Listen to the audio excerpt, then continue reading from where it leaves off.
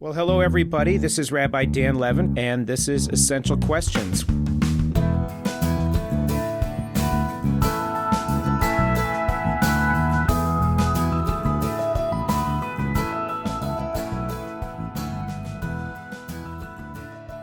In 2015, author Salman Rushdie gave an address at Emory University, where he suggested that the greatest threats to freedom of expression in America are beginning to be the greatest where they should be the most defended. That is to say, within the walls of the academy.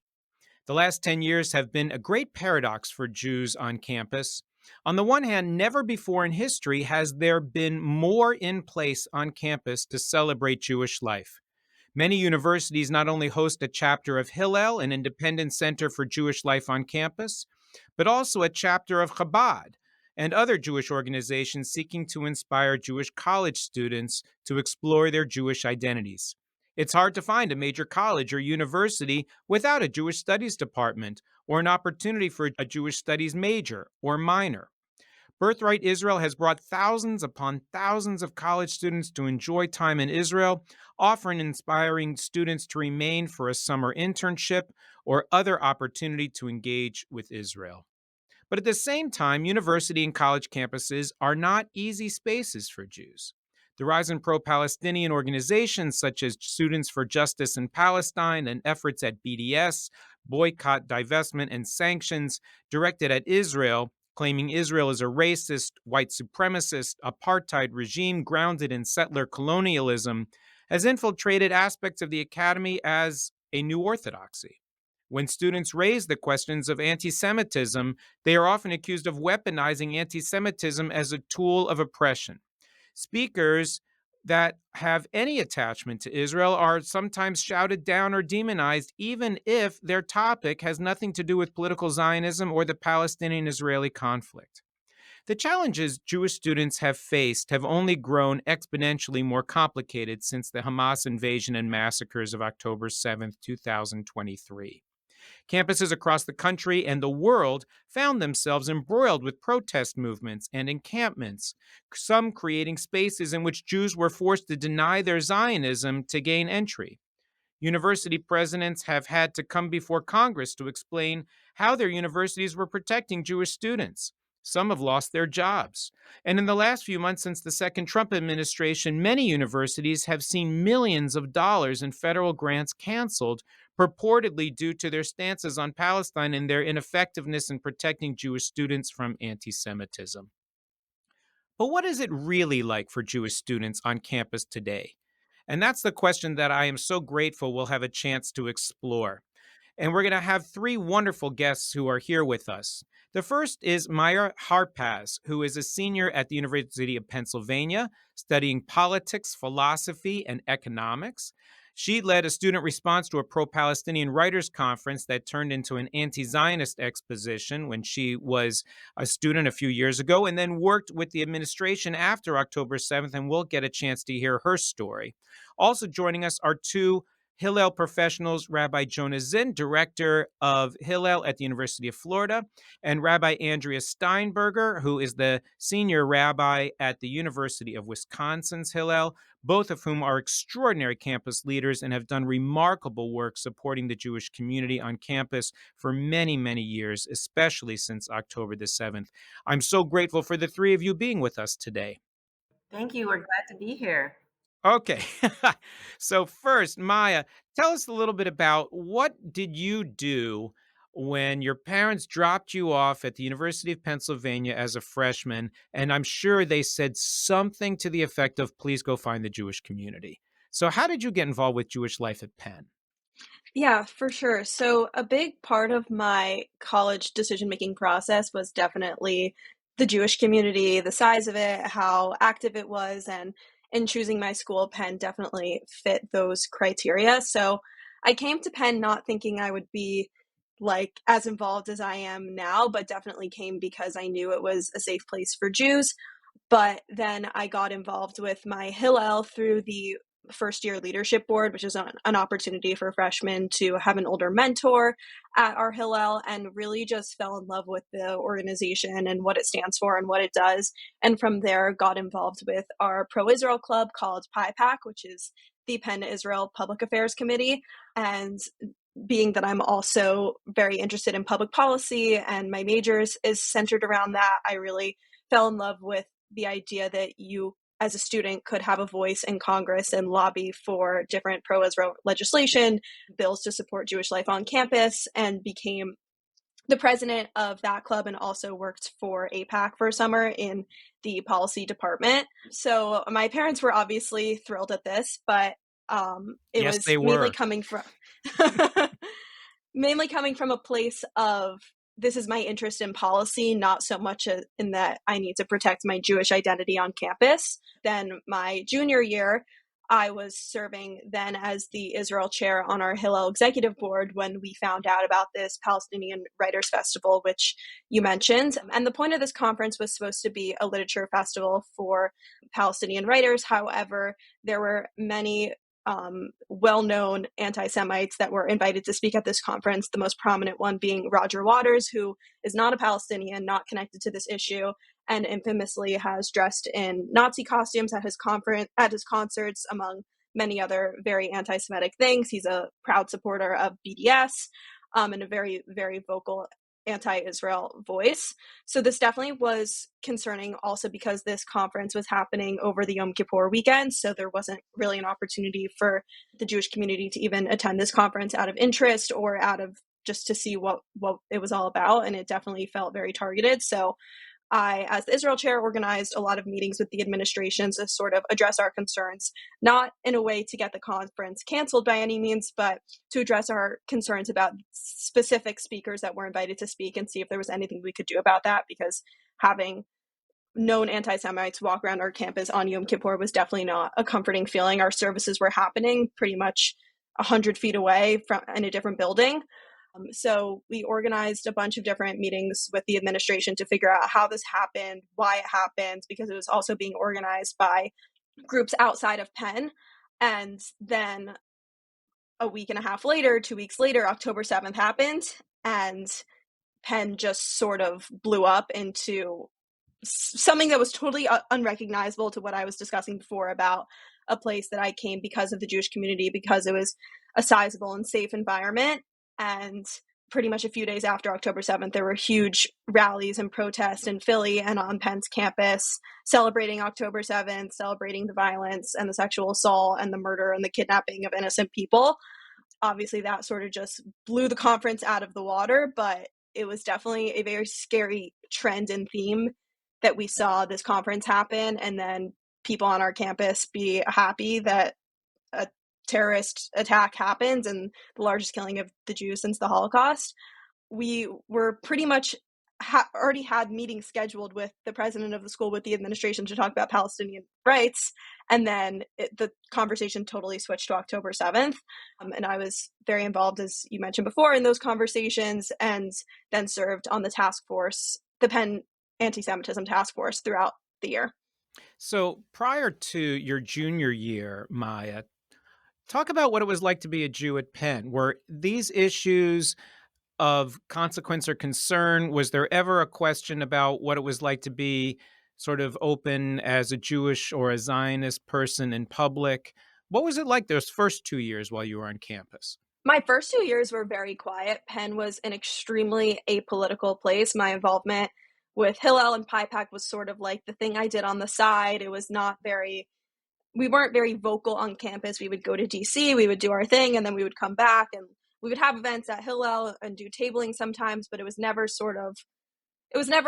a question of whether we should be doing this, or is it safe to do this, or will we get backlash for doing this. It was always very calm and very, very apolitical. There was the occasional speaker too that we may have found offensive or anti-Semitic, but nothing that really concerned us to the point of anything that happened last fall. Yeah, that was how it was my first 2 years, and it's sort of just become a highly political environment in a way that it was not at all before. You know, we have Wharton, we have the business school, everyone is very focused on getting a job and working in finance, and it's politics have never really been a discussion up until the past 2 years. So, Jonah and Andrea, when you hear Maya's experience in her first 2 years at Penn and then the difference in the fall of 2023, did you find on your own campuses a similar shift, or what was it like at your universities for Jewish kids prior to 2023? I think that we saw a significant shift after October 7th. We didn't see the type of vitriol that unfortunately Maya and so many other students have experienced. But I think we definitely saw an emboldened anti-Israel community, an increasing number of non-student actors coming onto campus in an attempt to promote their hateful rhetoric.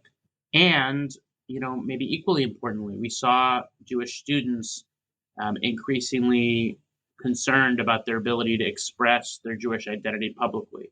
Some of that had to do with what was happening on campus and an increase in protests and other things. While measured relative to what you saw in many other places, we're fortunate not to have the degree of violence that we saw on so many campuses.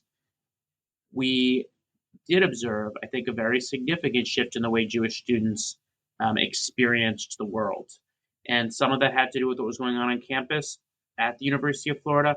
Much of it had to do with what was going on across the country. And Jewish students would see their friends at other campuses being physically assaulted, and that directly impacted their feeling of safety and belonging. So interesting that they were not necessarily experiencing some of these things directly at their university, but by seeing their fellow students at other universities have these impacts, it brought for them sort of this collective sense of concern. I think that's absolutely true. And I also think that they experienced other forms of marginalization that weren't related to physical violence. For example, we had so many students who are in deep, intimate relationships with non-Jews, who they love and cared about deeply. And after October 7th, those relationships became strained. Sometimes because their friend or maybe former friend held views that were hostile towards Israel or Jews. But more commonly, it was because their friend or former friend didn't understand their lived experience. So they would say incredibly insensitive things like they would see that the Jewish student was upset after October 7th. They would say something like, "I don't understand why you're so upset. You've never been to Israel. You don't have any family there, right? You're from Boca." And that was just incredibly hurtful because they didn't understand the sort of core connection that so many Jews have to one another, to the Jewish people, to Israel. And I think that has actually, in our campus, a campus that didn't experience violence, has actually shifted the tone really dramatically. And it's created an environment where Jews understand that they are othered to an extent that they previously had no conception of. And it has caused us to sort of respond in ways that lift up Jewish student voices and build bridges and do things like that. Andrea, how does that experience and description compare to what you've experienced at University of Wisconsin? I'm really resonating with what Maya and Jonah have said. And what I will always say to students is, and I think many college students at the University of Wisconsin will agree that our campus is an incredibly vibrant and wonderful place to be a Jewish student. And the Jewish life here is so strong. And I think the students at Wisconsin have similar experiences to what Maya was talking about of just maybe picking Wisconsin because it has a big Jewish community, but not sure if they would also be coming to Hillel to be a part of it, and just finding to their surprise what an incredibly rich and vibrant campus experience they can have. And so, one of the things I think that happened after October 7th is the way, as Jonah is saying, that students realized that their Jewish identity is connected to Israel and in ways that maybe they hadn't explored before, that they have friends, they have family in Israel, and that it's an important expression of Jewish peoplehood. One of the things that I saw happen was in the first weeks after October 7th, Jewish students on campus were feeling a sadness for something that was so far away, and were feeling a separation from their peers who perhaps hadn't even heard of the events of October 7th and hadn't integrated them into their own psyche the way Jewish students were. Jewish students were grieving for something that was very far away and that mattered to them. And other students really had not even explored how something that happened to Israelis would affect their friends who are Jewish on campus. And so what we started to see is a change in some of the classroom behavior where professors, where TAs in subjects like math, art history, communications would suddenly be using examples that were about the oppression of Israel on the Palestinian people. And it was shocking to students because Jewish students would be sitting in the classroom feeling the immediate pain as if they were, talking about their own family being oppressors.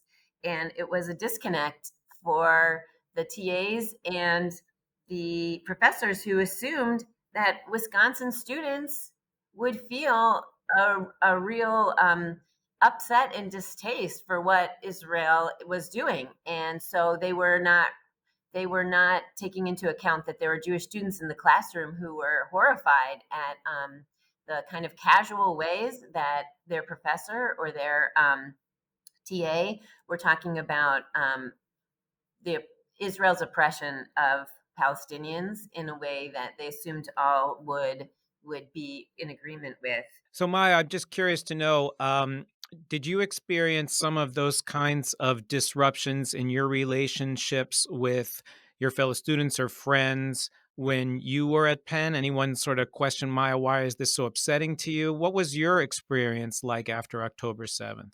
Luckily, I was sort of already in a bit of a Jewish bubble, so I definitely closed myself off to some of that because people already knew my opinions and beliefs about things, but I definitely received a lot of, like, if I posted something on my social media, someone who either went to Penn or someone I knew from something at some point in my life would swipe up and say something like, this is wrong, or how could you think this, how could you say this, about very basic things like denouncing terrorism or saying that Israel has a right to defend themselves. One example that I can think of is after October 7th, a lot of clubs, all of the Greek-like organizations on campus posted statements being like, we're here for our Jewish friends right now, and we're so sorry to see the violence happening because, it was a pretty big event that affected a large percentage of the population, as we were just saying how it really affected, even if you hadn't been to Israel, it affected pretty much every Jew on Penn's campus. So a lot of student-led organizations were making statements about it. And at the time, I was president of the pre-law, pre-professional fraternity. And I sent a message to the board saying, in our weekly email, would you be okay if we said, like, we are standing with our friends who have been impacted by this event, we denounce terrorism, something very basic along those lines. I sent it to the board for approval because I was the only one, or I think there was one other Jew on the board at the time. And pretty much everyone said okay or didn't respond. So I took that as it would be okay to send it out in the email because they had ample amount of time to approve it. And then a few days after I sent it, someone on the board sent a message in the board chat saying that she felt uncomfortable and has received a lot of messages from other people who feel very uncomfortable with the message that was sent, saying it was extremely one-sided. Meanwhile, this was October 10th. It was very, very soon after, and it sort of turned into this whole other conversation. I said I gave you time to approve this message and you didn't voice your thoughts then, so why now are you saying that this is one-sided? And it was very awkward and very upsetting to see that someone who was not Jewish, not Palestinian, not Muslim, did not have a connection to this issue, sort of come at me as someone who has family in Israel, has been to Israel, has a very big connection, and saying that this was biased or one-sided. And I said I recognize that I have a bias because I have a stake in this issue, which is why I asked for opinions beforehand. And I've heard a lot of people have similar experiences to that, where a Jew is sort of singled out in their club or in their leadership position because of their opinions about Israel, or because they wanted to send a message saying that we are here for the Jewish community right now. So that was sort of the main example that I have faced in terms of being singled out for my opinions and views. And we tried to have a civil conversation about it and tried to move forward. We tried to edit the message as best we could to say that we're here for everyone being affected, because obviously there are many people who have Palestinian family members who are also being affected. So we tried to edit that to make it as good as we could. But it was definitely interesting to see people who really don't have any sort of meaningful reason to care about this issue to sort of come out of the woodwork as an anti-Zionist. And I saw that happen with lots of students that I spoke to, who would say that they thought they had posted something that they thought was pretty anodyne on their social media, just condemning violence or condemning terrorism or whatever. And we're finding that they were losing friends over this. People would unfollow them on Instagram, or would actually, in certain cases, contact them saying, I can't be friends with you anymore. Which I can imagine for many, many students was really painful. So, Jonah, at the University of Florida and in the students that you worked with, as the months sort of from October 7th evolved over time, what were you seeing Jewish kids bring to you or to Hillel in general? What were the questions they were asking? What were they concerned about? What did they want to explore? Yeah, I certainly think that many students were distraught over the loss of those relationships.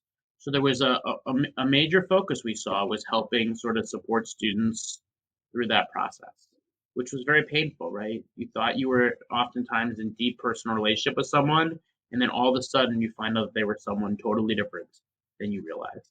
I think we also saw students really gravitating towards community, seeking out community in ways that maybe they previously hadn't fully appreciated before, understanding that their non-Jewish friends didn't get them to the full extent maybe that they thought they did, really feeling like they had a need to be in Jewish community and looking for ways to connect with Israel, but I think just as significantly to connect with Jewish life. And whether that meant spending time in the Hillel building, whether it meant coming to Shabbat or holidays, doing a cohort-based small group learning, being part of a leadership development program, all of those sort of things, community building programming, all of those things I think were things that students really gravitated to. And there certainly were some students who were looking to sort of better understand the situation and try to educate themselves. I will say that I think, and they would gravitate towards a really robust menu of educational opportunities that were offered. But I think for many students, it was about, trying to sort of navigate this new reality, right? They were more aware that as Jews, they stood apart from the rest of the campus community and trying to figure out how they navigate that aspect of their identity that was now much more pronounced in how they engaged with the rest of campus and with their peers, which was, I think, particularly from our students, the majority of whom come from areas with significant Jewish populations in South Florida, communities like Boca and like Boca. This was a major shift. That was an area that our staff really had to, I think, lead into and to try to help students adjust to that newfound realization. Andrea, at the University of Wisconsin, I can imagine it's a pretty diverse Jewish community that comes from all over the country. In addition, obviously, from Wisconsin communities, we're very proud that one of the rabbis at Temple Bethel, Rabbi Ilana Rabishaw, is a Badger. But when you saw students come, I'm sure some were coming with, why is it that no one understands Israel? But did you also find students that were saying, I'm confused about this whole thing, and I'm sympathetic to the Palestinian cause, but at the same time, I don't want to surrender my relationship to Israel, and I don't know how to talk to my parents about this, and I feel like I have to pick a side, like that there wasn't much room for nuance. What did you find with the students that came to you or were seeking Hillel? Yes, and first of all, I'm glad you mentioned Rabbi Alana Rabishah. I'm proud of her. Alana, yeah, she was an amazing presence in her time as a student, and I'm thrilled for watching her in her career. I think you've asked me a really important question. And, the Jewish community at Wisconsin and in general is not monolithic.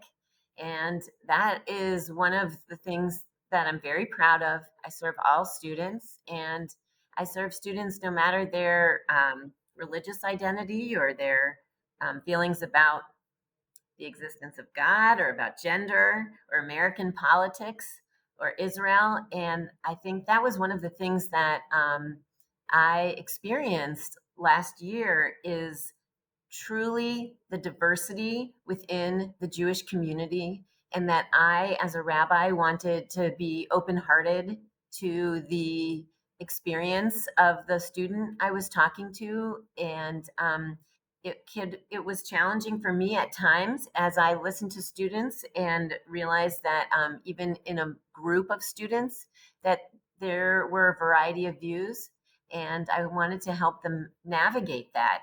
I think it was in some ways a very lonely time for students as they saw other Jewish students, perhaps with different views. I, as Jonah talked about, really allowed for students to come to Hillel and celebrate through community. And I also want to say that I think it's important at Hillel's to understand Israel pluralism, and that just like we navigate religious pluralism, where students might be challenged because they see a Jewish person at Hillel who observe Judaism in a different way or a way that they have not been aware of before.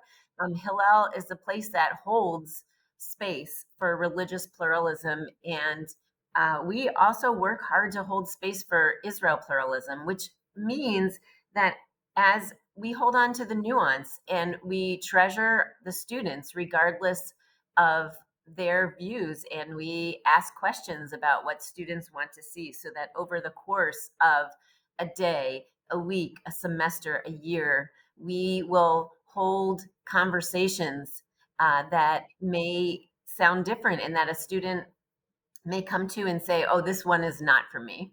Or a student may come to and say, wow, I have just heard a narrative that I have never heard before. And my views have opened up, and I'm now aware that there are views other than the one that I've learned so far. And I think it's a very incredible service that Hillel offers, offering this space for religious and Israel pluralism. There are students who have a hard time with it, and I always help students realize that this can be an important part of their Jewish experience, not only in their campus years, but going forward, to be able to open up their heart to other views within the Jewish community, and to be able to also opt out of conversations that they feel are not beneficial to them, and also sit through and participate in conversations across difference. And I hope that that is a strength of the Hillel movement, is to show that having conversations, even challenging conversations, hearing a speaker that may be challenging, can be done in a way that doesn't, end up with like cancel culture or yelling at one another or walking out, but really is an opportunity for Jewish students to learn about the diversity within the Jewish community. Yeah, and I think that part of what the university does well when it does it well is it creates a safe space for there to be curiosity and exploration of new ideas and challenging pre-existing beliefs. Not every university did that particularly well. Some universities, I think, did that better than others. And so, Maya, I'm curious to know, I mean, you were really brave in helping to lead the student response in the conversations that you had with the administration at the University of Pennsylvania. Tell us a little bit about sort of what you did and what it felt like, and what was the response that you got from the administration when you were raising some of your concerns? Yeah, I also want to touch on the whole point about pluralism quickly too, because something that I have found is that it's very difficult for pro-Israel students, whether they're more to the left, to the right, to have nuance because there is such a majority that doesn't even believe in Israel's right to exist to begin with. So it's been extremely challenging to even have those conversations, which I think has been extremely sad. Like something I always say is my family, my cousins who live in Israel, like if they said some of the things that they said in Israel, clearly they believe it has a right to exist. If they said some of the things they said about their government or whatnot here, like they would be considered, or they could be called anti-Israel by people who are Jewish. So I think it's been really hard, at least on Penn's campus, to sort of have those conversations because we feel so much pressure from the anti-Israel thought group that it's been very difficult to have those nuanced conversations. And connecting back to sort of what I did with the administration is that there's so much pluralism in the Jewish communities. And when I was serving on the task force, it was definitely a challenge to sort of grapple with all of the different student opinions I was hearing and represent all of that in one undergraduate mindset, because there is such a range. Some people were genuinely scared to walk outside of their room, walk outside of their dorm, and other people were like, people are overreacting. So there was a huge scale in terms of opinion and comfort level, and what people saw as anti-Semitic, what people saw as freedom of speech, what people saw as this shouldn't be allowed. So it was very challenging, and I tried to sort of bring all of that to the table and discuss different policy recommendations that would work to encapsulate all of that while balancing our commitment to free speech and academic freedom and all of the principles that make a university successful, with also the responsibility to ensure that our campus is a safe environment for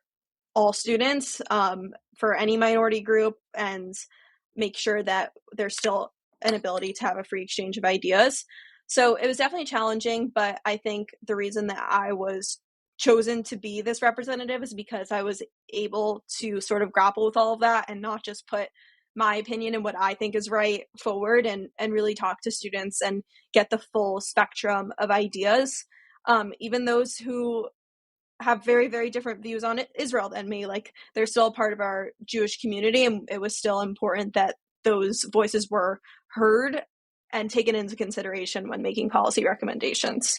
Did you feel, Maya, like the university administrators that you went to talk to were receptive to what you were trying to bring and what you were trying to create for your experience at Penn? How did they respond to you and to the ideas you were bringing to them?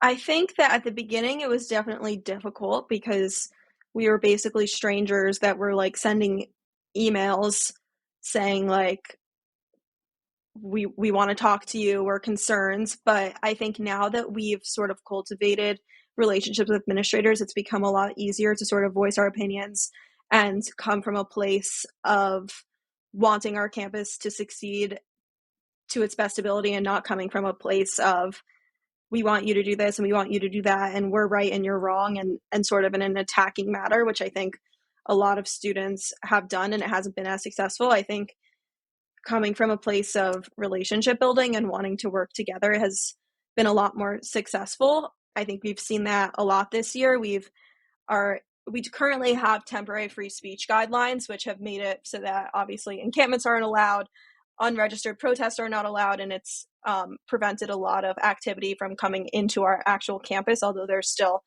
protests that are allowed to be had on Philadelphia public streets. But the Penn police are able to stop it at a certain point so that it does not interrupt classes or students' ability to, get the education that they're paying for.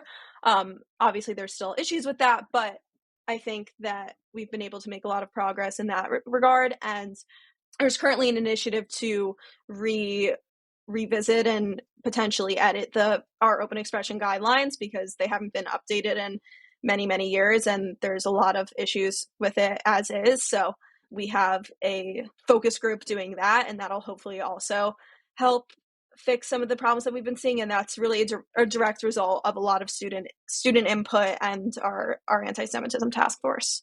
So, Jonah, what do you see as the difference between what students are experiencing and what they're bringing to you, what they're curious about, what they're looking for in Jewish life between this academic year, which is drawing to a close in the next few weeks, and last academic year? If you can sort of think back to where you were at the end of last academic year versus this academic year, what's changed on campus? I think last academic year we were experiencing or observing much more trauma within the Jewish student community.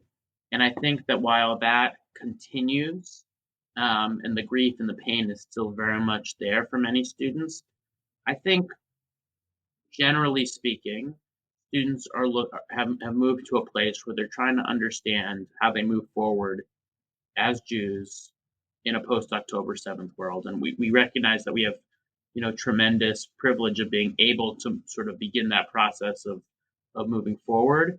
And I think that they're trying to figure out how to, what it looks like to express their Jewish identity publicly, what being Jewish means to them. I mean, in many respects, we've begun to return to a new version of a timeless question that has to do with who they want to be in this world and what role Jewish life plays in that. The question that, October 7th has changed the conversation.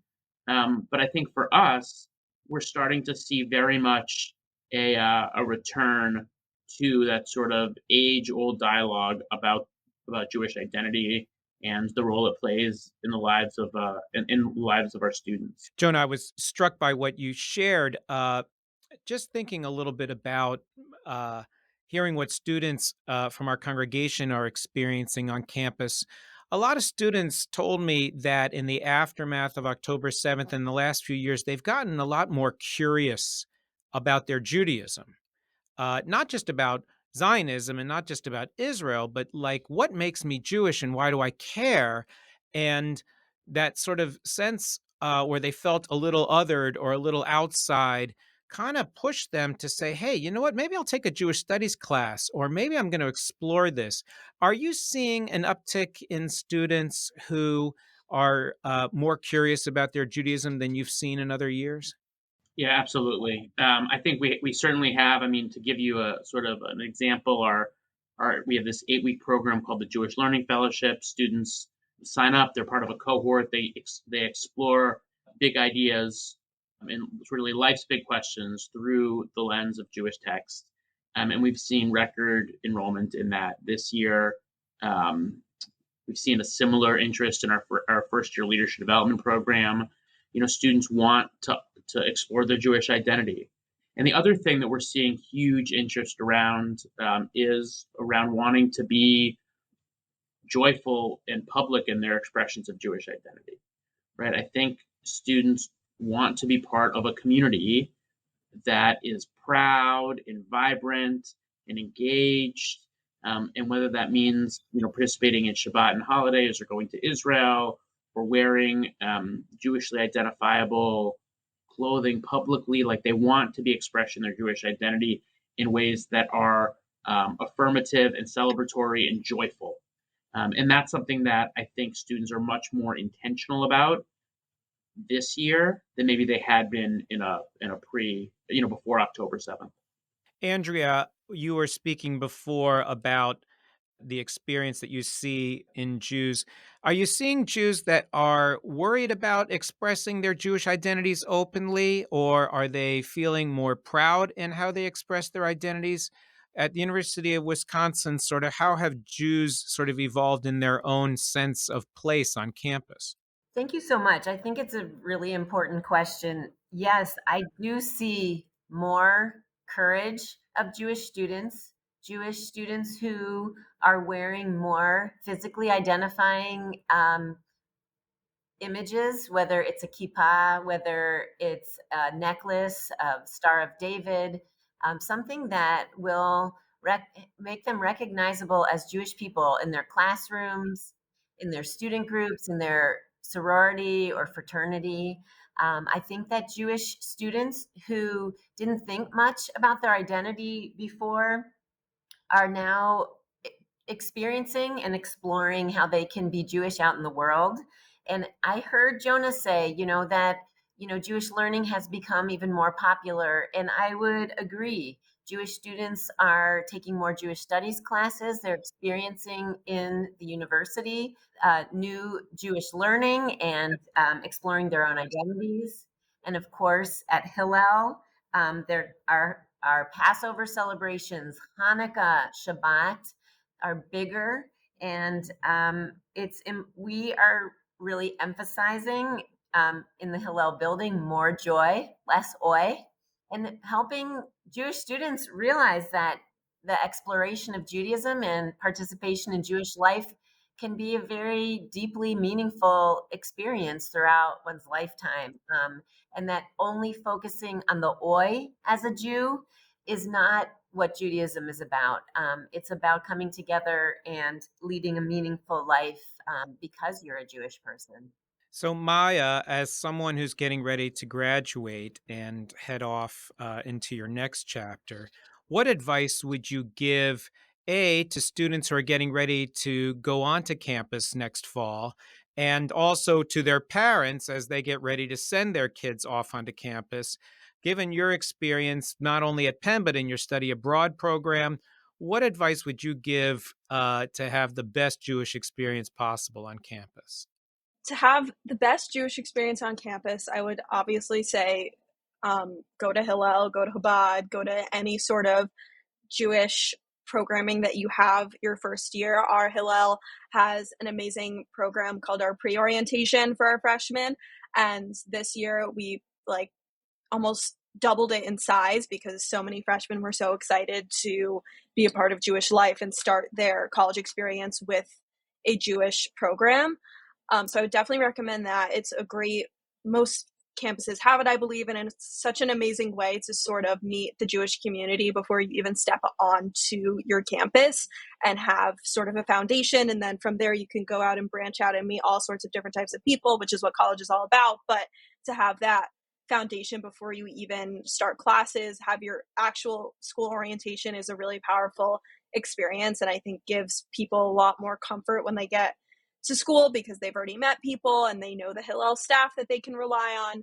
I would also say don't believe everything that you see on the news. Obviously, the news like to cover a lot of the bad news, but what you don't see is, as Andrea was saying, you don't see all of the amazing Jewish joy on CNN or on Fox or on all of these news outlets that just interviews people about all the bad going on. There is so much good, and there is way more positive events and positive energy than there is negative protest or events that make us feel unsafe. So I would remember that, and that everything you see on social media does not represent the entire story. Normal life goes on at school, even last year when it was really really a miserable time, but normal life still went on, classes still went on, Hillel still existed. So I would keep that in mind and take everything you see with a grain of salt these days. I appreciate that so much. And I'm so grateful to Rabbi Zinn and Rabbi Steinberger and Maya for taking their time to be with us and to share with us the ongoing evolution of what life is like on campus.